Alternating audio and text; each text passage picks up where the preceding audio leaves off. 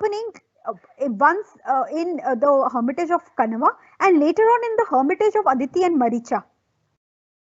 Right.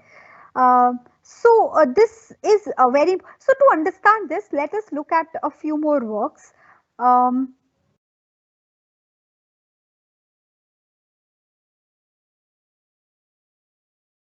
So we know that the play starts with, if we analyze the play, we know that this play starts with the deer hunting of Dushyanta by Dushyanta, and the heroine Shakuntala has been introduced to the play symbolically. When the kings ask of the hermit who has presented himself, if presented himself in front of him. So this is some of the special interest, both because it follows hard upon the previous scene, and it is also referring to the hunting of Shakuntala by the king. You know, then we see that the young king experiences a physical omen of its strong attraction to Shakuntala. He says, "What portends my throbbing arm?" And the playwright then presents us with the scene of actual meeting of the king and Shakuntala. It is a dramatically effective depiction of young love. So this very young love, that is being that flowers, that flowers in the realm of the green world is uh, symbolically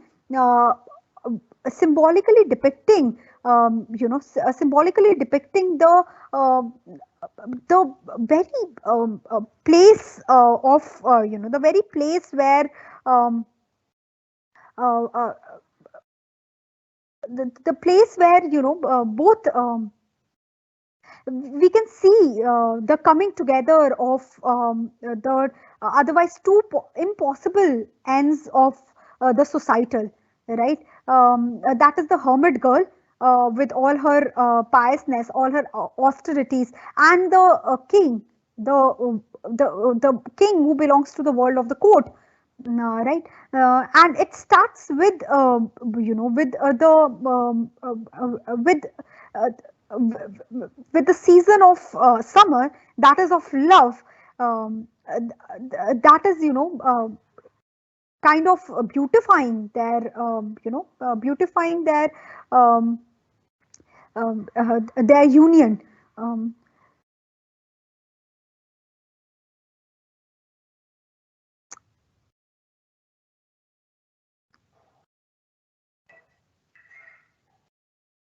and even in Act 2, so this is going from um, so this is this transits from the world, the hermitage, the world of the hermitage, the world of the world of Kanava, the green world of Kanava, to the hermitage of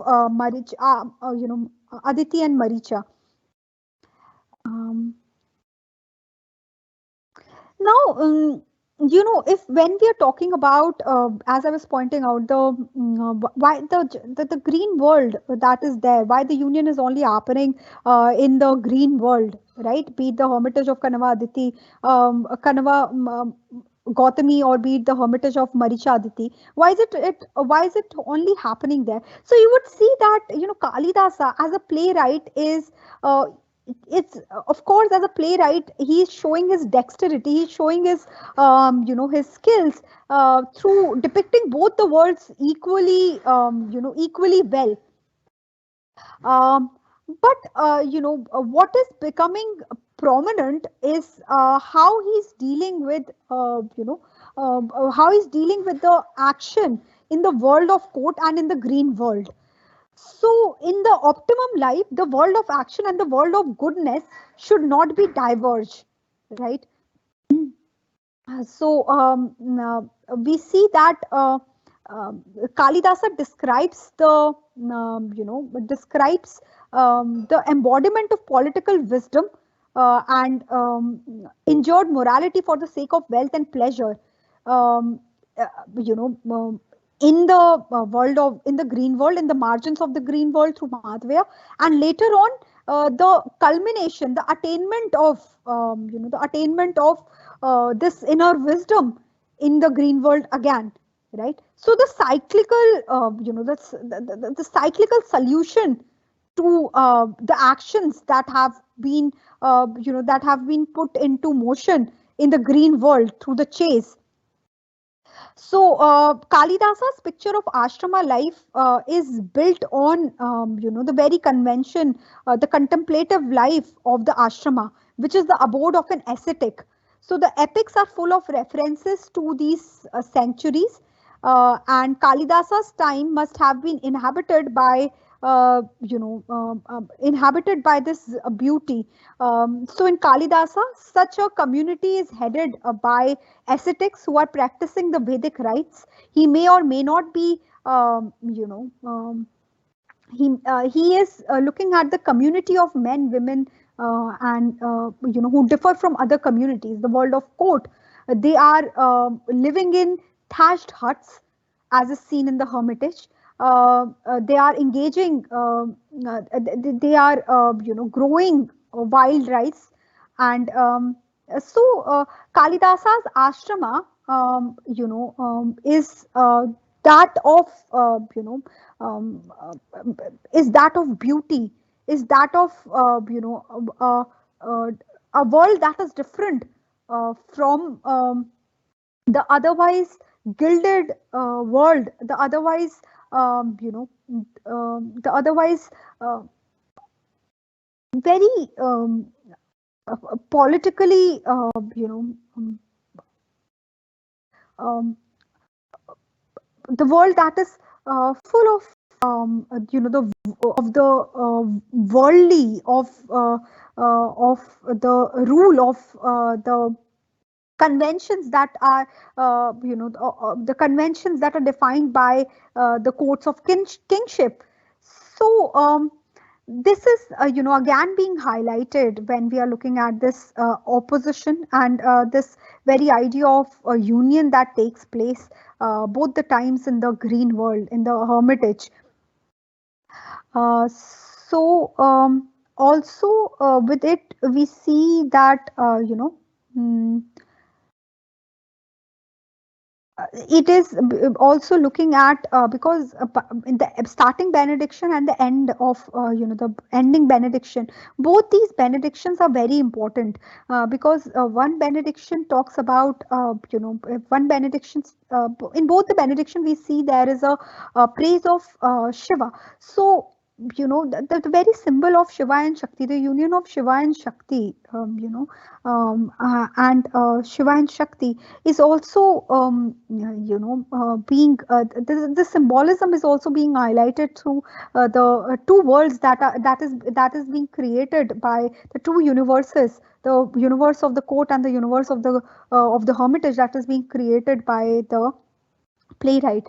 So Shiva, we see, is of volcanic stillness, right? He is of volcanic stillness. So this dramatic representation of him, and his engagement with the creation through sex and love, right? Um, this is, so this world of hermitage is, seems to be unifying this figure of stillness and this figure of creation together, unlike the world of court.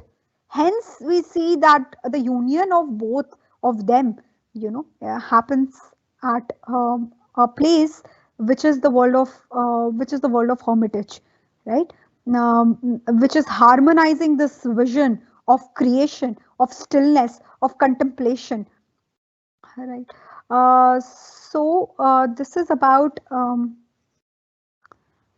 the play, and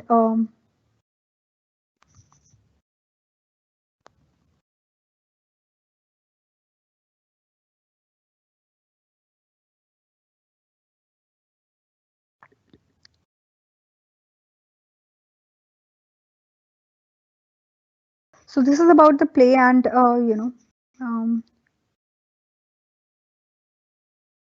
and the major themes that are there. I If there are questions related to it, we have time, so we can discuss the questions so that we are able to understand the play even better.